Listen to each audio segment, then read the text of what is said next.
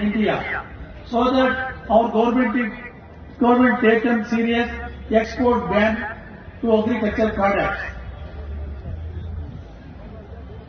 हमारे देश में सरकार की गलत नीतियों के कारण और मौसम में अचानक से आने वाले बदलाव के कारण हमारा खेती का उत्पादन लगातार घट रहा है, जिससे किसानों को लगातार नुकसान होता जा रहा है।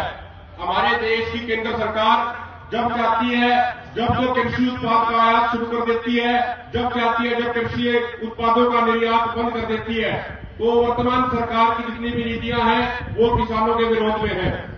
Even now, let the government realize the importance of the farmers' work.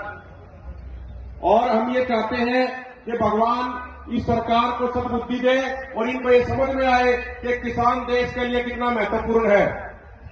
What WTO agreement is in India introduced. After that, our farmers going to killing the government.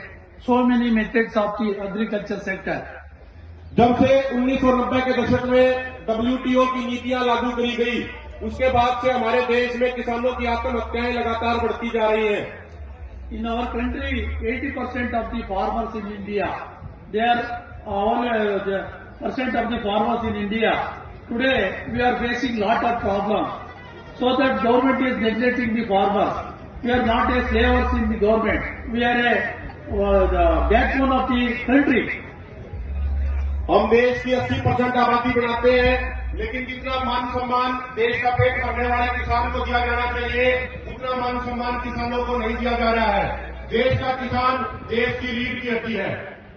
Last 60 years ago, we are begging the wheat for the America because of no production in the country. Nowadays, we are going to 365 million ton production of the agricultural production in India. Now our Prime Minister is given to Sri Lanka, Bangladesh for the food for the helping nature. 1960 के दशक में हमारे देश में गेहूं का पूरा उत्पादन नहीं हो पाता था और हमें अमेरिका से गेहूं का आयात करना पड़ता था मजबूरी में।